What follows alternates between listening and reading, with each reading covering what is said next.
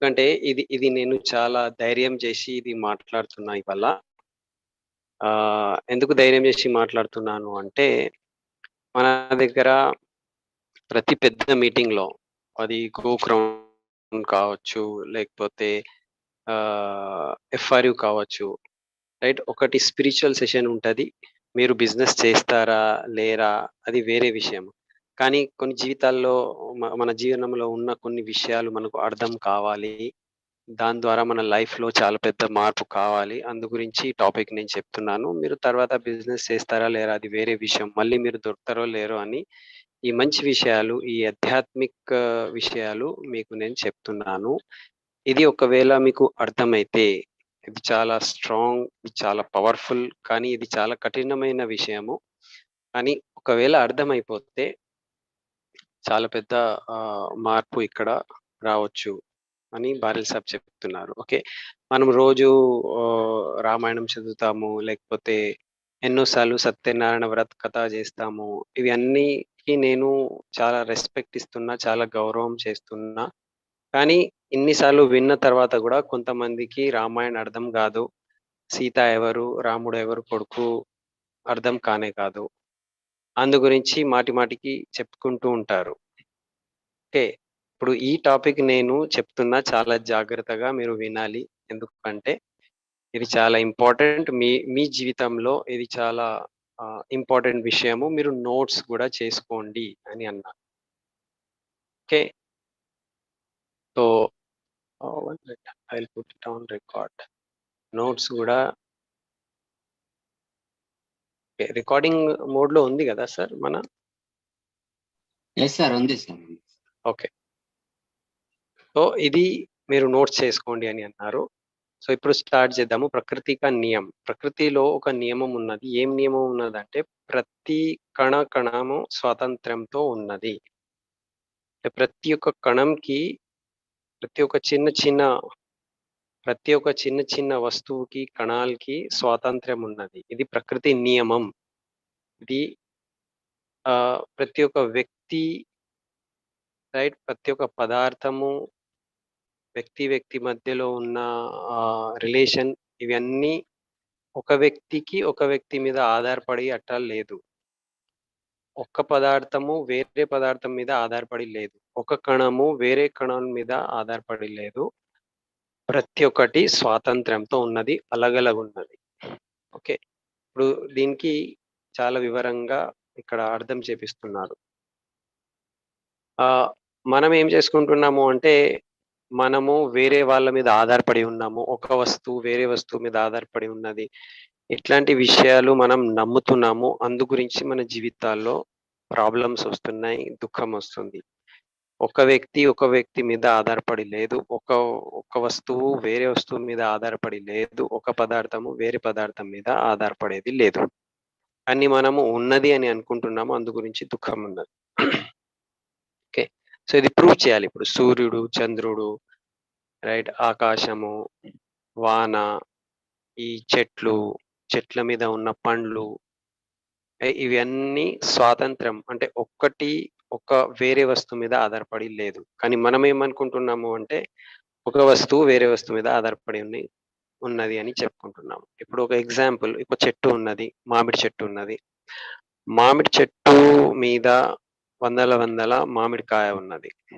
ఇప్పుడు ఆ చెట్టుకి రోజు నీళ్లు పెడుతున్నారు. రోజు ఆ సమయానికి మందు పెడుతున్నాము.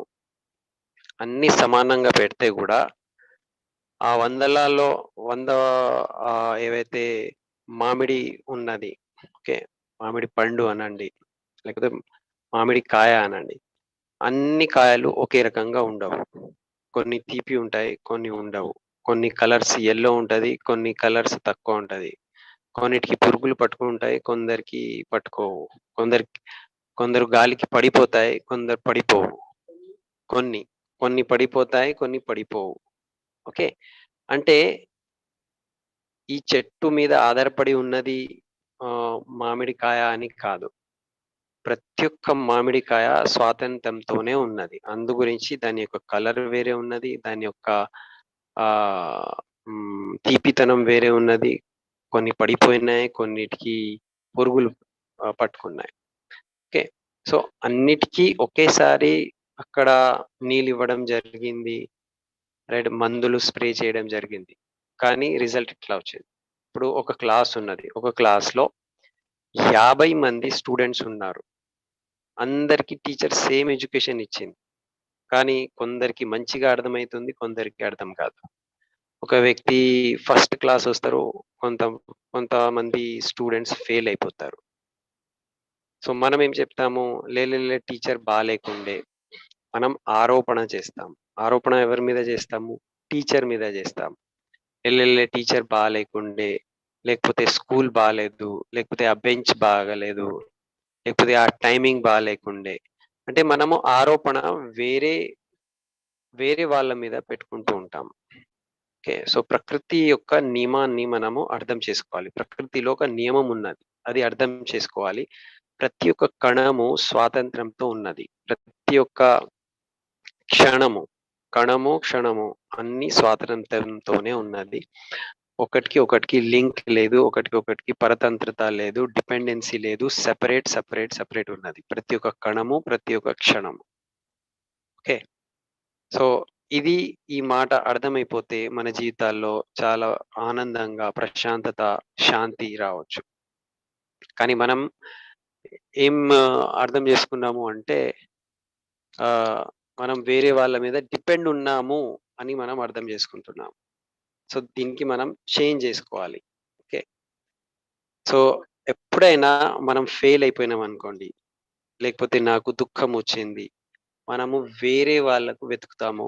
వాళ్ళ మీద ఆరోపణ జేస్తాము. ఇతని వలన అయింది అని.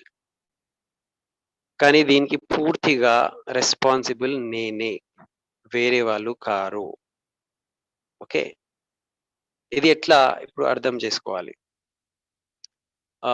నా మీద ఎవరు ఎట్లాంటివి కంట్రోల్ చేసుకోలేరు. ఎందుకు కంట్రోల్ చేసుకోలేరు? ఇప్పుడు చూడండి. ఇప్పుడు ఒక చెట్టు ఉన్నది. ఓకే.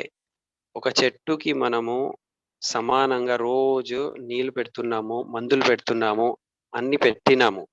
కానీ కొన్ని ఆకులు పెద్దగా అయితాయి. కొన్ని ఆకులు చిన్నగా అయితాయి. కొన్ని పండ్లు చిన్నగా ఉంటాయి. కొన్ని పండ్లు పెద్దగా అయితాయి. ఇది ఎందుకు? ఇది మన కంట్రోల్‌లో లేదది. ఇది నా కంట్రోల్‌లో లేదు. అది ప్రకృతి యొక్క స్వభావము. నేను దానికి ఏం కంట్రోల్ చేసుకోలేను. ఓకే. సో, అది స్వభావం. అందు గురించి అది భిన్నంగా ఉన్నది. ఇది ఒక రూల్. ఓకే. ఇప్పుడు సెకండ్ రూల్ ఏమున్నది అంటే, ప్రకృతిలో స్వాతంత్ర్యంతో ఉన్నారా ప్రతి ఒక్క పదార్థము? లేకపోతే పరతంత్రతతో ఉన్నారా? అంటే ఒకరి మీద ఒకరికి ఆధారపడి ఉన్నారా? ఇది చాలా ఇంపార్టెంట్ విషయము. చాలా ఆహ్, కఠినమైన విషయం గూడా జాగ్రత్తగా వినాలి. ఓకే. ఇప్పుడు నేను వేరే వాళ్ళకి కంట్రోల్ జేస్తా. నేనెట్లా చెప్తే వాళ్ళు నాకు వినాలి అని మనం అనుకుంటూ ఉంటాము. కానీ ఒక ఎగ్జాంపుల్ చిన్న చెట్టు మీద ఉన్న ఆకులకి గూడా మనం కంట్రోల్ చేయలేము. సపోజ్ నేను ఒక వ్యవసాయదారుడిని. నేను రోజు చెట్టుకి నేను నీళ్ళు పెడుతున్నా. సో, నేను రోజు నీళ్ళు పెడుతున్నా గదా! సో, ఆకులకి నేను కంట్రోల్ చేయగలుగుతానా? నువ్వు ఈ సైజ్‌లోనే పెరగాలి అని నా మీద నేను కంట్రోల్ చేయగలుగుతానా? చేయలేను. ఓకే. సో, ఎవ్వరికీ ఎవరి మీద కంట్రోల్ లేదు. ఇప్పుడు ఒక కీర ఉన్నదనుకోండి. కీర అంటారు. దోసకాయ ఉన్నదనుకోండి. దోసకాయ ఇటువైపు నుంచి సగం ఆహ్, చేదుగా ఉన్నది. అండ్ సగం మంచిగా ఉన్నది. ఎవరికి కంట్రోల్ ఉన్నది? ఎవరికీ కంట్రోల్ లేదు.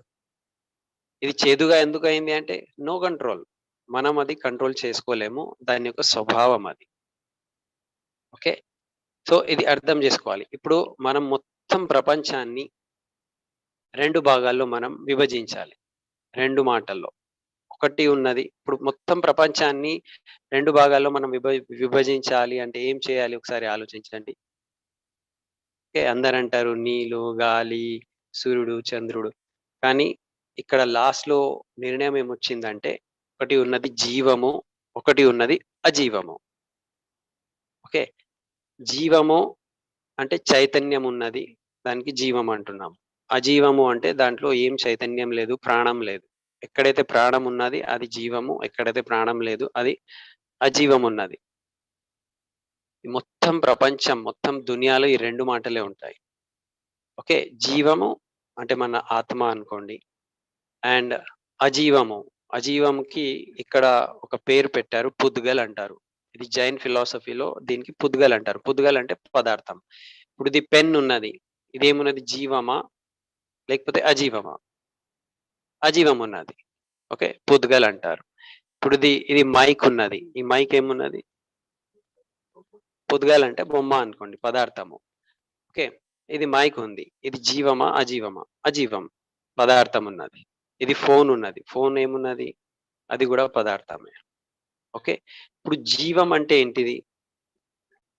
నిర్జీవము అండ్ జీవము. ఇప్పుడు జీవం అంటే ఆత్మ మన లోపలే ఉన్నది.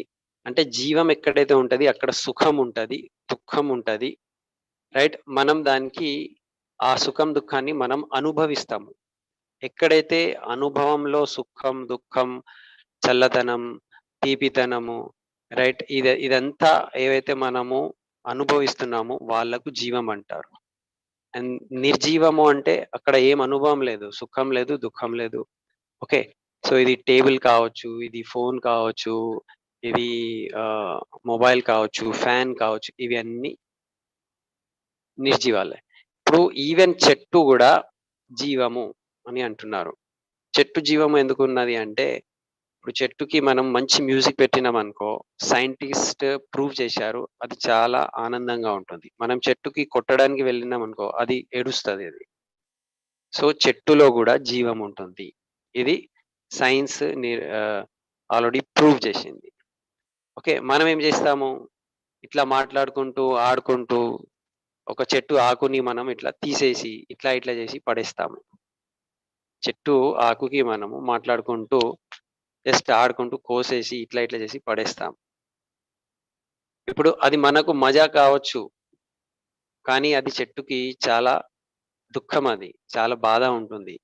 చాలా నొప్పి అయితది. ఇది ఎట్లా ఉన్నదంటే, ఒక వ్యక్తి వచ్చి ఆడుకుంటూ, మన ఒక ఇది ఉంటది గదా! ఫింగర్. మన ఏళ్ళనేది కట్ చేసి వెళ్ళిపోయిండు. ఒక వ్యక్తి మన ఫింగర్‌కి కట్ చేసి పోతే మనకు చాలా దుఃఖం ఉంటది గదా! చాలా బాధ ఉంటది. చాలా నొప్పి ఉంటది. సో, మనము మజాక్‌లో చెట్ల యొక్క ఆకుల్ని ఇట్లా తెంపేస్తాము. అది మంచిది గాదు అని అంటున్నారు. ఓకే. సో, 2 భాగాలు చేశాము. ఒకటి ఉన్నది జీవము అంటే ఆత్మ. అండ్ ఒకటి ఉన్నది పదార్థము. చాలా జాగ్రత్తగా వినాలిప్పుడు. సో, మన శరీరంలో గూడా 2 భాగాలున్నాయి. ఈ శరీరం అనేటిది పుద్గల్ అంటున్నాము. శరీరము, పదార్థము. కానీ శరీరం లోపల ఏదైతే ఉన్నది, జీవం ఉన్నది, ఆత్మ ఉన్నది. ఓకే. అది ఎట్లా? ఇప్పుడు సపోజ్ ఒక వ్యక్తి చనిపోయారు. చనిపోతే మనమేమంటాము? ఆ వ్యక్తి అని చెప్పము. ఇది నా భార్య, ఇది మా నాన్న, ఇది మా బంధువు అని చెప్పము. అక్కడ శవము అని అంటారు. శవం. ఆ శవంకి మనం పెట్టుకుంటామా ఇంట్లో? లేదు. తీసుకుపోతాము, కాల్చేస్తాము. అంటే ఆ శరీరం నుంచి ఆ జీవం వెళ్ళిపోతే అది గూడా పదార్థమే. సో, ఇప్పుడు నేను అంటే నా శరీరము పుద్గల్. పుద్గల్ అంటే నిర్జీవ ఓకే. పదార్థం. అండ్ ఆత్మ అనేటిది సజీవ పదార్థం. ఈ 2 ఉన్నాయి మన దగ్గర. ఓకే. ఇప్పుడు ఒక ఏనుగు ఉన్నదనుకోండి. ఏనుగుని మనం చూస్తున్నాము. ఏనుగు చూస్తున్నామంటే ఏనుగు యొక్క శరీరం పదార్థం మనం చూస్తున్నాము. అది పుద్గల్. అండ్ ఆ శరీరం లోపల ఆత్మ ఉన్నది. అది జీవం ఉన్నది. ఓకే. ఇది క్లియర్ అయిపోయిందా? మొత్తం ప్రపంచంలో 2 విషయాలున్నాయి. ఒకటి జీవము, ఒకటి పుద్గల్. ఒకటి ఆత్మ, ఒకటి పుద్గల్ పదార్థం ఉన్నది. ఇది లాక్ చేయాలి. అంటే ఇది క్లియర్‌లీ మన మైండ్‌లో పెట్టుకోవాలి. ఇప్పుడు ఇది క్లియర్ అయిపోతే కొంచెం ముందుకెళ్దాం మనం. ఇప్పుడు మనం ఎవరితో అయినా ప్రేమిస్తున్నాము అని చెప్తాము. నేను నా భార్యకి ప్రేమిస్తున్నా, నా పిల్లలకి ప్రేమిస్తున్నాను. అంటే ఎవరితో ప్రేమిస్తున్నా? ఆ శరీరంతో ప్రేమిస్తున్నా, పుద్గల్‌తో లేకపోతే జీవంతో. ఇది చాలా ఇంపార్టెంట్ విషయము. ఇది ఇది కాన్సంట్రేషన్‌తో వినండి. ఓకే. మనము ఆహ్, ఒక వ్యక్తితో మనం ద్వేషం చేస్తున్నాము, లేకపోతే ఒక వ్యక్తితో మనము క్రోధంలో ఉన్నాము, కోపంతో ఉన్నాము. అంటే ఆ వ్యక్తి శరీరంతోనా? ఎవరితోనా? ఒకసారి అర్థం చేసుకోవాలి. ఒక ఒక సపోజ్ మన ఇంట్లో ఒక వ్యక్తి చనిపోయారు. చనిపోతే మనము అది ఆ శరీరం పెట్టుకుంటామా? పెట్టుకోలేము. సో, శ్రీకృష్ణ భగవంతుడు గూడా ఏమంటున్నారు అంటే, నేనెవరు అంటే, నేను ఇది శరీరం కాదు. నేనొక జీవం, ఒక ఆత్మ. భగవద్గీతలో భగవంతుడు ఏం చెప్పారు అంటే, ఈ ఆత్మ అనేటిది మనం ఎట్లాగైతే మన డ్రెసెస్, మన బట్టలు మనం మార్చుకుంటూ ఉంటామో రోజు రోజుకి, అట్లా ఆత్మ గూడా శరీరాన్ని మార్చుకుంటూ ఉంటుంది. అంటే ఇవాళ నేను ఈ శరీరంలో ఉన్నా. దీనికన్నా ముందు నేను వేరే శరీరంలో ఉండే. మళ్ళీ నెక్స్ట్ ఫ్యూచర్‌లో గూడా నేను వేరే శరీరం, లేకపోతే వేరే యోనిలో, వేరే జీవంలో నేనుంటాను. వేరే జీవ శరీరంలో ఉంటాను. అంటే నేను అదే. నేను ఇంతకు ముందు గూడా నేను అదే ఉన్నాను. ఇవాళ గూడా అదే ఉన్నాను. రాబోయే భవిష్యంలో గూడా నేను అదే ఉంటా. ఏం మారుతుంది అంటే నా శరీరం మారుతుంది. ఓకే. సో, నా శరీరం అనేటిది పరివర్తనంలో ఉంటుంది. ఆల్‌వేస్ అది చేంజ్ అయితూ ఉంటుంది. శరీరం అనేటిది చేంజ్ అయితది. కానీ నేను ఆ శరీరం పట్లనే ఆసక్తి పెట్టుకొని ఉంటున్నా. ఓకే. సో, ఇప్పుడు నా భార్య అని అనుకుంటున్నాను. నా భార్య అంటే ఎవరు? నా భార్య అంటే శరీరం అంటే పుద్గల్. అది పదార్థం. అండ్ ఆ శరీరంలో ఉన్న జీవము, ఆత్మ ఉన్నది. ఓకే. ఇది క్లియర్ అయింది గదా! సో, 2 భాగాలు మనం జేస్తున్నాము. ఓకే. ఒక శరీరము ఒకటి, అది పుద్గల్ అండ్ శరీరంలో ఉన్న జీవము అది ఆత్మ. దీని తప్ప వేరే ఏం లేదు మొత్తం సృష్టి వైపు మనం చూస్తే. కానీ మనము ఏం చేస్తున్నాము అంటే, మన మన గొడవ, మన కొట్లాట ఎక్కడున్నది అంటే, మనము పుదుగలతోనే మనము గొడవలు పెట్టుకుంటూనే ఉంటున్నా. ఇప్పుడు నాకు ఒక వ్యక్తికి రైట్ కొట్లాట జరిగింది, గొడవ జరిగింది. ఇప్పుడు నేను జీవము. నేను తప్ప మొత్తం ప్రపంచం నా గురించి పుద్గలది. అది భిన్నమైన పదార్థము. కానీ భిన్నమైన పదార్థంతో నేను గొడవలు పెట్టుకుంటున్నా, కొట్లాట పెట్టుకుంటున్నా. నా లోపనే నేను అశాంతి పెరుగుతుంది. నా లోపల నాకు అశాంతి ఎందుకొస్తుంది అంటే, నేను వేరే పదార్థం మీద ఆసక్తి పెట్టుకుంటున్నా. ఓకే. ఇప్పుడు ఒక ఎగ్జాంపుల్ ఇక్కడ నేనున్నాను. ఓకే. నేనేం ఆలోచిస్తున్నానంటే, నాకన్నా ఎక్కువ స్టేజ్ మీద మాట్లాడడానికి నా డౌన్ లైన్‌కి ఇస్తున్నారు, లేకపోతే నా అప్ లైన్‌కి ఇస్తున్నారు, లేకపోతే నా క్రాస్ లైన్‌కి ఎక్కువ సేపు స్టేజ్ ఇస్తున్నారు. ఆయన మంచిగా మాట్లాడుకుంటున్నాడు. అండ్ నేను మాట్లాడలేకపోతున్నాను. ఇప్పుడు ఇక్కడ గులాబ్ అని పేరు చెప్పారు. గులాబ్ సార్‌కి స్టేజ్ ఇచ్చారు. నాకు స్టేజ్ ఇస్తలేరు. ఎందుకట్లా అని. కానీ నేను ఒక మాట అర్థం చేసుకోవాలి. నేను అండ్ ఆ వ్యక్తి టోటల్లీ భిన్నమైన పదార్థం. అది అర్థం కాకపోతే మనం మూర్ఖుల్లాగా ఈ సిద్ధాంతం మనం మర్చిపోతే ఇది ఒక సిద్ధాంతం ఉన్నది. ఏమున్నది అంటే నేను ఒక జీవము, వేరే అందరూ పదార్థం ఉన్నది. పొద్దుగలున్నది. సో, నేను జీవము, పొద్దుగల మీద ఆసక్తి పెట్టుకుంటే ఇది ఒక మూర్ఖత్వం అయితుంది. ఓకే. అదే మూర్ఖత్వంతో నేను కోపము, అహంకారము, మాయ, లోభము ఇవన్నీ పెట్టుకొని పరేషాన్ అయితూ ఉంటున్నా. సో, నా పక్కనే ఉన్న వ్యక్తి ఇప్పుడు నా భార్య ఉన్నదనుకోండి. నా భార్య శరీరము ఒక పదార్థం ఉన్నది, పొద్దుగలున్నది. ఆమె లోపల జీవం ఉన్నది. ఓకే. సో, ఆమె లోపల ఆ శరీరం లోపల జీవం ఉన్నది. కానీ నాకైతే అది పుద్గలే. అది సో కాల్డ్ జీవం కావచ్చు. కానీ నా గురించి అది పుద్గలే ఉంటుంది. పుద్గల్ ఎందుకుంటుంది అంటే నేను జీవము. మిగతా అన్నీ నా గురించి పుద్గలే అయితుంది. ఇది ఒకసారి మైండ్‌లో పెట్టుకోండి. ఓకే. క్లియర్ అయితుంది గదా! Srinivas sir, Kulkarni sir. Yes, okay. yes, yes, yes, yes. Yes. అది నా నా గురించి నేను జీవమే. మిగతా అందరూ సో కాల్డ్ జీవాలు. అంటే నా భార్య గూడా నా గురించి పుద్గలే ఉంటుంది. ఓకే. ఇది ఇది ఒక మైండ్‌లో క్లియర్ చేసుకుంటే ఇప్పుడు మనం రీకనెక్ట్ చేయాలి. ఇప్పుడు పాయింట్‌ని మనం కనెక్ట్ చేయాలి. ఓకే. నేను ఒకవైపు ఉన్నాను. మొత్తం సృష్టి ఒకవైపు ఉన్నది. నేను జీవం ఉన్నాను. మొత్తం సృష్టి పుద్గలున్నది. పదార్థం ఉన్నది. సో, దీంట్లో ఏం కంపారిజన్ లేదు. దానికి దీనికి లింక్ లేదు. టోటల్లీ సెపరేట్ ఉన్నది. సో, సెపరేట్ ఉంటే మనకు ఇగో ఎందుకు, అహంకారం ఎందుకు, క్రోధం ఎందుకు, ఇదంతా కథమైపోతుంది. ఓకే. ఇప్పుడు ఒక క్రియ గురించి ఇక్కడ మాట్లాడుతున్నారు. గొడవలు ఎక్కడొస్తాయి ఇప్పుడు చూడండి. ఇప్పుడు ఒక క్రియ, మనం ఏవైతే క్రియలు ఏదైనా మనం కార్యం చేస్తున్నామో, ఆ కార్యంలో గూడా కొన్ని సీక్వెన్స్‌లో పనులున్నాయి. ఫస్ట్ ఇప్పుడు నేను మాట్లాడుతున్నా. గమనించండి కాన్సంట్రేషన్‌తో. నేను మాట్లాడుతున్నా. ఇది ఒక క్రియ.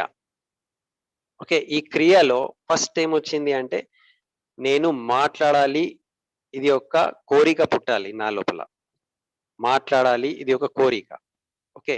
సెకండ్, ఇది నోరు, నా పెదవులు ఇవన్నీ మూవ్‌మెంట్ గావాలి. నా నాలిక ఇట్లా మూవ్‌మెంట్ అయితేనే ఇది క్రియ స్టార్ట్ అయితుంది. మూడోది, ఇది ఈ క్రియతో భాష గూడా బయటికి రావాలి. ఆ సౌండ్ బయటికి రావాలి. ఇది మూడో పాయింట్. నాలుగో పాయింట్ ఏమున్నది అంటే, నేను చెప్పినా, నేను మాట్లాడినా దీని యొక్క జ్ఞానం నాకి రావాలి. అప్పుడు అప్పుడు నేను మాట్లాడినా అని మొత్తం క్రియ కంప్లీట్ అయితుంది. మళ్ళీ ఇంకొకసారి చెప్తా. రైట్? నేను మాట్లాడుతున్నా. దాంట్లో 4 అంశాలున్నాయి. ఫస్ట్, నేను మాట్లాడాలి. దాని యొక్క కోరిక ఉండాలి. సెకండ్, నా నాలిక, ఇది మౌత్ మొత్తం కదలాలి. మూడోది, భాష బయటికి రావాలి. నాలుగోది, నేను మాట్లాడినా అని జ్ఞానం నాకే ఉండాలి. అప్పుడు నేను మాట్లాడినా అనేటిది పూర్తిగా క్లియర్ అయితుంది. ఇది 4 క్రియ గూడా సెపరేట్ ఉన్నాయి. ఒకరికి ఒకరి మీద ఏం సంబంధం లేదు. కంట్రోల్ లేదు. ఆధారపడేది ఏం లేదు. ఇప్పుడు నేను నడవాలి అని అనుకుంటున్నా. నేను నడుస్తున్నా అనే పాయింట్‌లో నేను నడవాలి, ఇది ఒక కోరిక రావాలి. మళ్ళీ నా కాళ్ళు కదలాలి. నేను ఇక్కడి నుంచి అక్కడ వెళ్ళినా, రైట్? ఇది మూవ్‌మెంట్ కావాలి.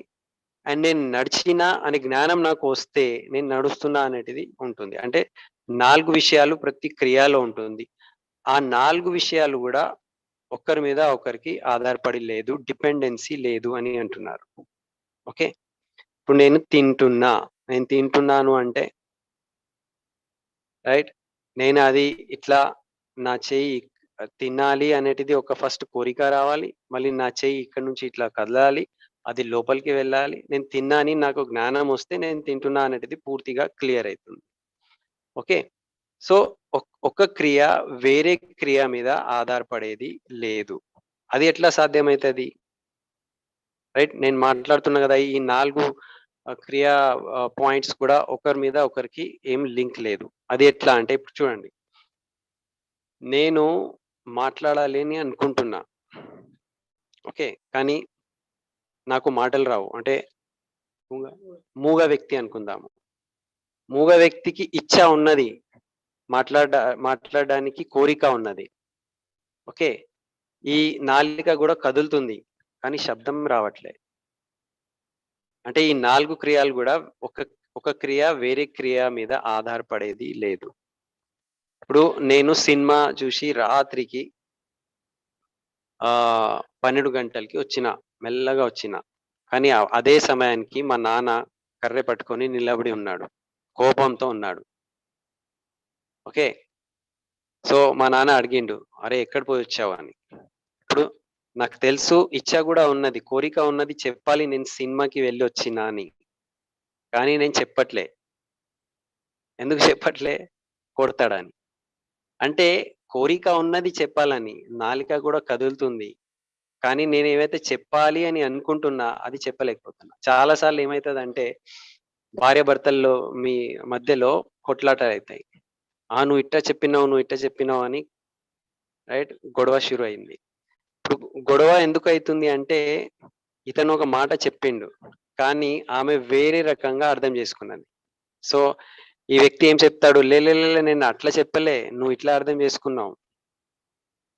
లేకపోతే ఏం చెప్తారు, "లే లే లే లే అది కొంచెం బై మిస్టేక్ నేను చెప్పేషిన. బై మిస్టేక్ నేను చెప్పేషిన." అంటే నా లోపల కోరిక వేరే ఉండే. కానీ నేను చెప్పినది వేరే. అంటే దీని యొక్క అర్థం ఏమున్నది అంటే, ఒక్కొక్క క్రియ మధ్యలో గూడా లింక్ లేదు. డిపెండెన్సీ లేదు. అందరూ స్వాతంత్రంతోనే ఉన్నారు. అన్ని విషయాలు స్వాతంత్రంతోనే ఉంటుంది. నా చెప్పడం కూడా స్వతంత్రం ఉన్నది. రైట్. నా భార్య వినడం గూడా స్వతంత్రం ఉన్నది. రైట్. నేను చెప్పే ఆలోచన వేరే ఉన్నది. ఆమె అర్థం చేసుకునే ఆలోచన గూడా వేరే ఉన్నది. సో, మనమందరము భిన్నంగా ఉంటే, అందరము ప్రతి ఒక్క విషయంలో భిన్నంగా ఉంటే, మరి ఎవరి మీద కోరికలెందుకు? ఎందుకు గొడవలు? ఓకే. ఇది చాలా ఇంపార్టెంట్ పాయింట్. ఇప్పుడు దీనికి ఇంకా క్లారిటీతో బారిల్ సాబ్ ఏమంటున్నారంటే, ఇప్పుడు జో मैं चाहता हूँ, वो मैं नहीं कर पाता. నేనేవైతే కోరుకుంటున్నానో అది నేను చేయలేకపోతున్నా. నేను ఏవైతే కోరుకుంటున్నానో అది నేను చేయలేకపోతున్నా. కానీ నేను వేరే వాళ్ళ మీద అపేక్ష పెట్టుకుంటున్నా. మా భార్య ఇట్లా చేసుకుంటలేదు, నేను చెప్తే వింటలేదు, మా డౌన్‌లైన్ వింటలేడు, మా అప్‌లైన్ వింటలేడు. అరె భయ్! నీ మీద నీకే కంట్రోల్ లేదు. వేరే వాళ్ళ మీద ఎందుకు కంట్రోల్ పెట్టుకుంటున్నావు? సో, మనం వేరే పుదుగల మీద మనము కంట్రోల్ చేసుకోవడానికి ప్రయత్నం జేస్తాము. అది మన మూర్ఖత్వము. అక్కడే మనకు దుఃఖమొస్తుంది, క్రోధమొస్తుంది, లోభమొస్తుంది. ఎందుకంటే అది భిన్నమైన పదార్థము. నా మీదనే నాకు కంట్రోల్ లేదు. నేను చెప్పాలని అనుకుంటున్నా చెప్పలేకపోతున్నా. నేను చేయాలని అనుకుంటున్నా, నేను చేయలేకపోతున్నా. కానీ నేను వేరే వాళ్ళ మీద ఆశ పెట్టుకుంటున్నా. అది ఎట్లా అయితది? వేరే వాళ్ళకి కంట్రోల్ చేయాలని అనుకుంటున్నా. అది ఎట్లా అయితది? ఓకే. ఒక్కొక్కసారి మనము అన్నం తింటూ ఉంటాము. తింటూ ఉంటే మన నాలిక ఆహ్, ఎవ్ ఆ! మన మన ఆహ్, పండ్లు మధ్యలో వచ్చేస్తుంది.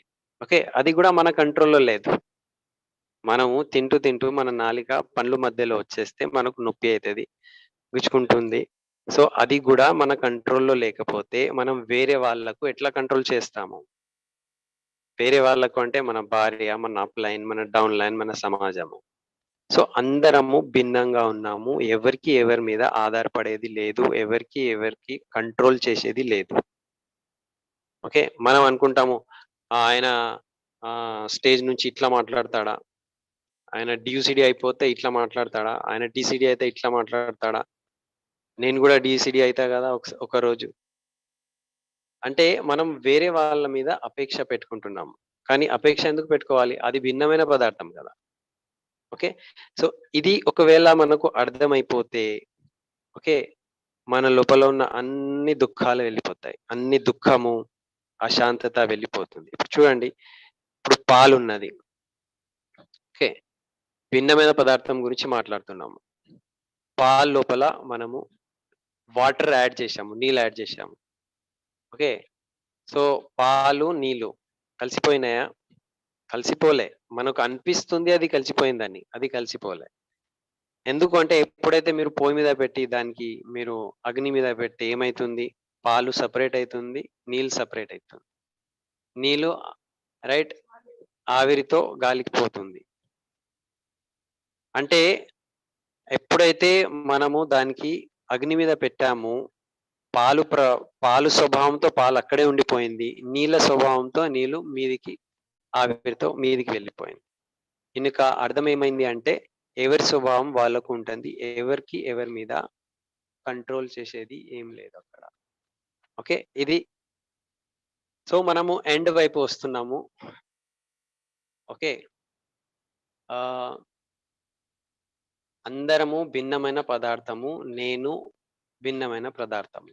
ఇప్పుడు అందరూ ఒకరి మీద ఒకరికి ఆధారపడి ఉన్నారనుకోండి. సపోజ్ నేను మా భార్య మీద ఆధారపడి ఉన్నా. మా భార్య నా మీద ఆధారపడి ఉన్నది. లేకపోతే ఒక చెట్టు ఒక కొమ్మ మీద ఆధారపడి ఉన్నది. ఒక చెట్టు దాని యొక్క ఆకు మీద ఆధారపడి ఉన్నది. ఒక వ్యక్తి వేరే వ్యక్తి మీద ఆధారపడి ఉంటే అంటే ఒక వ్యక్తి మీద కంట్రోల్ అయితుంది. నేను ఎట్లా చెప్తే ఎట్లా వినాలి. ఇప్పుడు చెట్టు ఆకుకి చెప్పిందనుకో, నేను ఎట్లా చెప్తే నువ్వు వినాలి. ఒక మనిషి వేరే మనిషికి కంట్రోల్ చేయడానికి ప్రయత్నం చేస్తే మొత్తం ప్రపంచం నాశనం అయిపోతుంది. మొత్తం ప్రపంచంలో ప్రళయం రావచ్చు. సో, ఎవరి మీద కంట్రోల్ లేనే లేదు. ఇది సిద్ధాంతము. ఎవరి మీద ఆధారపడేది లేదు. ఇది సిద్ధాంతము. నేను వేరేది అండ్ మిగతా మొత్తం ప్రపంచము పదార్థము. ఇది సిద్ధాంతం. మొత్తం ప్రపంచంలో. దీనికి వేలాది వందలాది ఎగ్జాంపుల్స్ ఉంటాయి. కానీ మీరు మైండ్‌లో ఇది పెట్టుకోండి. ఏం పెట్టుకోవాలి? నేను సెపరేట్. నేను ఎవరి మీద ఆధారపడేది లేదు. అండ్ మొత్తం ప్రపంచము, పదార్థము, పుద్గల్. ఓకే. ఇది క్లియర్ అయిపోతే మనకు ఎన్నో ప్రాబ్లమ్స్ సాల్వ్ అయిపోతది. ఇప్పుడు చూడండి. ఎవరు ఎవరి మీద ఏం కంట్రోల్ చేస్తలేరు. ఇప్పుడు ఒక ఎగ్జాంపుల్ ఇక్కడ చెప్పారు. చాకుతో ఒక వ్యక్తి చంపేసిండు. ఓకే. ఒక వ్యక్తికి చాకుతో ఇట్లా పొడిచిండు. సో, ఇది కంట్రోల్ అయింది గదా! మరి. ఒక వ్యక్తికి చంపేసిండు గదా! అంటే కాదు. రైట్? ఇప్పుడు ఆ వ్యక్తి యొక్క ఆయువు ఇక్కడ ఎండ్ అయితుంది. ఒక వ్యక్తికి ఆయు ఆయుష్యం అనేటిది అక్కడ ఖతమైతుంది. అందు గురించి ఆయన చనిపోయిండు. ఆ చాకు ద్వారా చనిపోలే. ఓకే. చాకు అయితే ఇది ఒక నిమిత్తము. ఇంకొక ఎగ్జాంపుల్ చెప్పారు. ఒక కార్ యాక్సిడెంట్ అయింది. కార్‌లో నలుగురున్నారు. ఓకే. నలుగురు కార్ యాక్సిడెంట్ అయింది. Same accident. కానీ ఒక వ్యక్తి చనిపోయిండు. ముగ్గురు బ్రతికినారు. ముగ్గురికి ఏం కాలే. దీని యొక్క అర్థం ఏమున్నది? యాక్సిడెంట్ అయితే అందరికి సమానమే. కానీ ఒక వ్యక్తి చనిపోయిండు. ముగ్గురు చనిపోలే. అంటే అర్థం ఏమైందంటే ఆ వ్యక్తి యొక్క ఆయుష్ రైట్ అక్కడ అయిపోయింది. ఆయన ఆయువు అక్కడ అయిపోయింది. అందు గురించి ఆయన చనిపోయిండు. మిగతా వాళ్ళది ఆయువు ఇంకా ఉన్నది. బ్రతికేది ఉన్నది. అందు గురించి వాళ్ళు బ్రతికిపోయినారు. సో, దీని యొక్క ఎగ్జాంపుల్‌తో ఏం అర్థమైతుంది అంటే, నా జీవితంలో ఏదైనా జరుగుతుంది అంటే, మనము వేరే వాళ్ళ మీద ఆరోపణ చేస్తాము. అతని వలన జరిగింది, ఇతని వలన జరిగింది, ఇతను జేషిండు, అతను జేషిండు. కాదు. దాని యొక్క పూర్తిగా జిమ్మేదారి, పూర్తిగా బాధ్యత నాదే. ఇది మనం అర్థం చేసుకోవాలి. ఓకే. ఇప్పుడు మనము ఒక్కొక్కసారి కోపం జేస్తాము, ఒక్కొక్కసారి అహంకారం జేస్తాము, ఒక్కొక్కసారి మనము వేరే వాళ్ళ మీద కోపం ఎందుకు చేస్తున్నాము అంటే, ఆయన అట్లా చేసిండు. అందు గురించి నాకు కోపమొచ్చింది. అట్లా గాదు.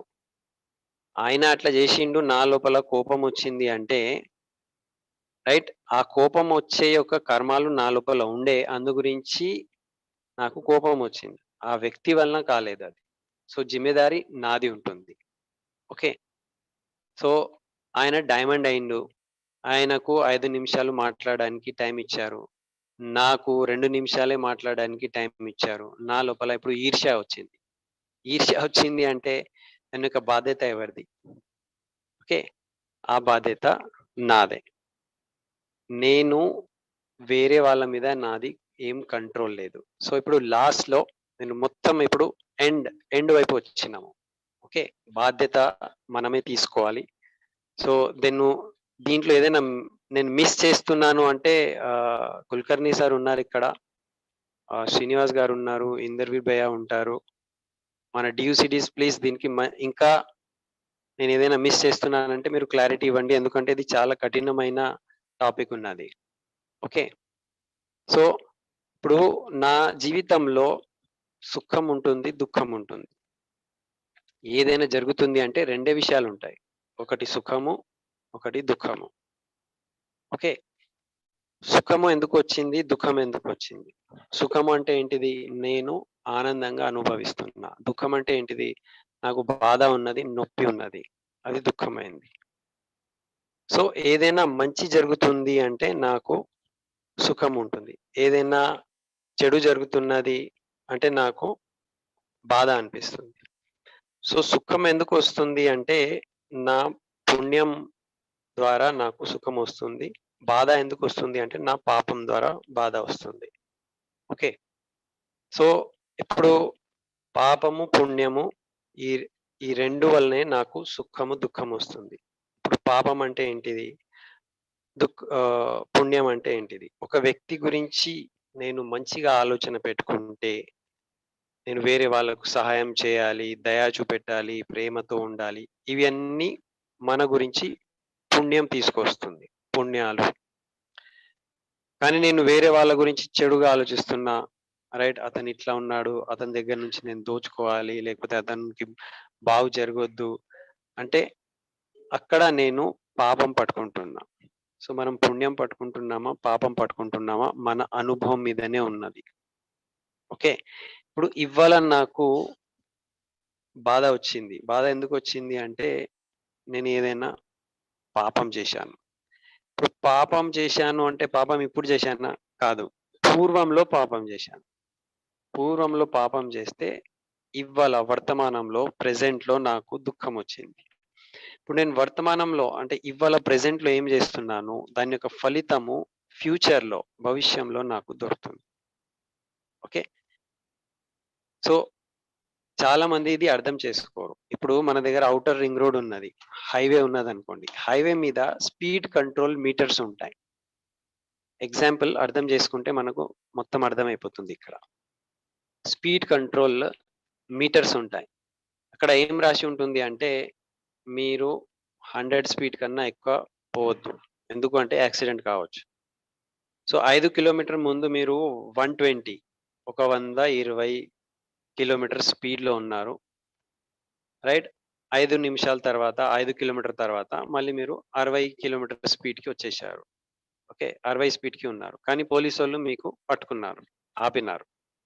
ఆపేసి ఆగండి అని అన్నారు. మీకు ఫైన్ పెడుతున్నారు. మీరేమంటారు? నేనైతే పోతున్నా గదా! 60 స్పీడ్‌లో పోతున్నా గదా! అని మీరంటారు. కానీ ఆయన ఏమంటాడు? 10 కిలోమీటర్ ముందు నువ్వు రైట్ 120 స్పీడ్‌లో ఉండే. మా దగ్గర అది రికార్డ్ అయింది. ఆ రికార్డింగ్ మేము చూసేసి మీకు ఇప్పుడు ఫైన్ పెడుతున్నాం. అంటే నువ్వు 10 కిలోమీటర్ ముందు ఏం చేసినావు? అది రికార్డ్ అయింది. అది రికార్డ్ చేసుకొని పోలీస్ వాళ్ళు ఇప్పుడు మీకు ఫైన్ పెడుతున్నారు. అంటే మనం పూర్వంలో చేసిన ఏదైనా కర్మం ఉంటే దాని యొక్క ఫలితము ఇప్పుడు మనకు దొరుకుతుంది. కానీ మనం ఏమంటాము అంటే, అరే! నేను చాలా మంచి వ్యక్తి గదా! నేను ఎవ్వరికీ ఏం చేయలే, ఏం పాపం చేసినానని నాకు ఇంత పెద్ద దుఃఖమొచ్చింది అని మనం ఇవ్వాల అనుకుంటున్నాము. కానీ ఇవ్వాల ఏవైతే జరుగుతున్నది, నేనివ్వాల మంచిగా ఉన్నాను. నేనివ్వాల 60 కిలోమీటర్ స్పీడ్‌లో ఉన్నాను. నేనేం నేనేం తప్పు చేయలే గదా! నాకెందుకు ఇది దుఃఖం, ఈ శిక్ష అంటే, నువ్వు పూర్వము 120 కిలోమీటర్ స్పీడ్‌లో ఉన్నావు. అంటే పూర్వం చేసిన కర్మాల యొక్క ఫలితము ఇప్పుడు నీకు వచ్చింది. సో, ఇవ్వాళ వచ్చిన సుఖం, దుఃఖంకి జిమ్మెదారి ఎవరిది? బాధ్యత ఎవరిది అంటే నాదే. వేరే వాళ్ళది కాదు. నాకు దుఃఖమొస్తుంది, సుఖమొస్తుంది అంటే బాధ్యత ఎవరిది? రైట్? వేరే వాళ్ళది గాదు నాదే. కానీ మనం ఏం చేస్తాము? మనం వేరే వాళ్ళకు వెతుకుతూ ఉంటాము. నా అమ్మా, నాన్న ఇట్లా ఉన్నారు. అందు గురించి నాకు ఇట్లా అయింది. నా అప్‌లైన్ ఇట్లా ఉన్నాడు. లేకపోతే ఆ వ్యక్తి ఇట్లా ఉన్నాడు. లేకపోతే నా టీచర్ ఇట్లా ఉన్నది. మనము మనం చేసుకున్న ప్రతి ఒక్క ఆహ్, కర్మాల యొక్క కారణం మనం వేరే వాళ్ళ మీద పెడతాము. ఆరోపణ అంటారు. కానీ ఆ ఆరోపణ మనం వేరే వాళ్ళ మీద పెట్టేది లేదు. అది నా కర్మమే నా వైపు వచ్చింది. ఓకే. సో, నా కర్మం నాకే వచ్చింది. వేరే వాళ్ళు కారు. వేరే వాళ్ళు ఎందుకు కారు? వేరే వాళ్ళు ఎందుకు కారు? వేరే వాళ్ళ మీద నాకు కంట్రోల్ లేదు. ఎందుకంటే నేను భిన్నమైన జీవము అండ్ వేరే వాళ్ళు పదార్థము పుదుగల్. సో, నాకి పుదుగల్‌కి డిపెండెన్సీ లేదు. ఆధారపడేది ఏం లేదు. మనం స్టార్టింగ్ నేర్చుకున్నాము ఆ పాయింట్. జీవము, పుదుగల్ ఈ 2 విషయాలు. సో, మనం వేరే వాళ్ళు పుదుగల్లుంటే వేరే వాళ్ళ మీద మనము కారణము, ఆరోపణ చేసుకోలేం. వేరే వాళ్ళ మీద మనకు కంట్రోల్ ఉండదు. ఇది ఇక్కడ బారిల్ సాబ్ అంటున్నారు. ఓకే. సో, లాస్ట్‌లో ఇప్పుడు ఎండ్ చేసే ముందు ఆహ్, ఒకే ఒక విషయం ఉన్నది. ఇప్పుడు నేను బిజినెస్‌లో సక్సెస్ కావట్లే, లేకపోతే నా జీవితంలో సుఖము, దుఃఖము రైట్. నేను కోరుకున్నది అది అయితలేదు. ఇవన్నిటికి జిమ్మెదారి నేను వేరే వాళ్ళ మీద పెట్టుకోకుండా, ఇది నా జిమ్మెదారి అని ఎప్పుడైతే అర్థం చేసుకుంటామో, అప్పటి నుంచే మన జీవితంలో ఒక మార్పు వస్తుంది. ఓకే. నా శరీరమే నాకు కంట్రోల్‌లో లేదు. కానీ నేను వేరే వాళ్ళకి కంట్రోల్ చేయడానికి ప్రయత్నం చేస్తున్నా. అంటే వేరే వాళ్ళ మీద నేను ఆరోపణ చేస్తున్నా. ఇప్పుడు ఇక్కడ ఏమంటున్నారంటే, ఇక్కడ నాలిక మీద మనం బెల్లం పెట్టుకున్నాము. కానీ బ్యాక్ సైడ్ బెల్లం పెట్టుకుంటే నాలిక మీద రాదు. ఓకే. సో, ఎవ్వరికీ ఎవరి మీద డిపెండెన్సీ లేదు. అందు గురించి మనము మన బాధ్యత మనం తీసుకుంటే, మన లైఫ్‌లో ఎట్లాంటివి దుఃఖము, ఎట్లాంటివి ఏమంటారు బాధలు, ఎట్లాంటివి గొడవలు రావు. మనము నిర్భయంగా, ఆనందంగా ఉండొచ్చు. ఇప్పుడు మనకు మెయిన్ భయమేముంటది అంటే ఎవరైనా చంపేస్తే. ఓకే. భయం అట్లా ఉంటుంది. కానీ నా ఆయువు రైట్. నా నా ఆయువు ఇంకా ఉంటే నాకు ఎవ్వరు చంపలేరు. రైట్. సో, ఇది మనం నిర్భయంగా ఉండొచ్చు. ఓకే. సో, నా పాపము, నా పుణ్యము, నా మొత్తం ఏం నాకు జీవితంలో వస్తుంది, అది నా పాపాలు, పుణ్యాల ద్వారానే వస్తున్నాయి. నేను మంచి భావము పెట్టుకుంటే నాకు పుణ్యమొస్తుంది. నేను వేరే వాళ్ళ మీద చెడు భావం పెట్టుకుంటే నాకు పాపమొస్తుంది. సో, దాని యొక్క జిమ్మెదారి నాది. నేను పొద్దుగల మీద ఆధారపడి, పొద్దుగలే దీని యొక్క బాధ్యత ఉన్నది. నా భార్య, మా అమ్మ-నాన్న, మా అప్‌లైన్, ఇది ప్రపంచము, ఇది సమాజము, మొత్తం మనము ఆరోపణ వేరే వాళ్ళ మీద పెడుతున్నాము. కానీ అది భిన్నమైన పదార్థం. నేను జీవం టోటల్లీ సెపరేట్, సమాజము టోటల్ సెపరేట్. సో, పొద్దుగల మీద మనం ఆశ పెట్టుకుంటే దుఃఖము, క్రోధము, అహంకారము అవన్నీ వస్తుంది. ఎందుకంటే దానికి దీనికి మనం లింక్ పెట్టుకుంటున్నాం. లింక్ లేదు. మనం స్వాతంత్ర్యంతో ఉన్నాము. మన బాధ్యతతో మనం చేసుకుంటూ ఉంటే, మనం నిర్భయంగా, ఆనందంగా, సుఖంగా, శాంతిగా ఉండొచ్చు అని ఇది ఎస్‌పి బాలు సాబ్ అన్నారు. నేను చాలా ప్రయత్నం చేసుకుంటూ మాట్లాడినా, కానీ ఇది చాలా టఫ్ సబ్జెక్ట్ ఇది. ఎప్ ఇప్పటి వరకు మనం విన్న సబ్జెక్ట్స్‌లో ఇది చాలా టఫ్ సబ్జెక్ట్. సో, ఇది ఒకసారి వింటే అర్థం కాదు. మళ్ళీ మీరు ఇది వినండి. మన సీపీ మన యాప్‌లో ఉంటుంది. అది వినండి, అర్థం చేసుకోండి. నిజంగా ఇది విన్న తర్వాత మన లైఫ్‌లో రైట్ చాలా ఆనందము, చాలా ప్రశాంతత, చాలా శాంతితో మనం జీవితం గడపవచ్చు. So, thank you. Back to Srinivas గారు. ఇంకా మన దగ్గర డ్యూ సిటీస్ ఉన్నారు. నేను కొన్ని విషయాలు చెప్పలేకపోయినా అది వీళ్ళు కంప్లీట్ చేసుకుంటారు. నేనేదైనా మర్చిపోయినా, పాయింట్ మిస్ చేసినా సో, వీళ్ళు అది కంప్లీట్ చేస్తారు. Thank you. Back to Srinivas.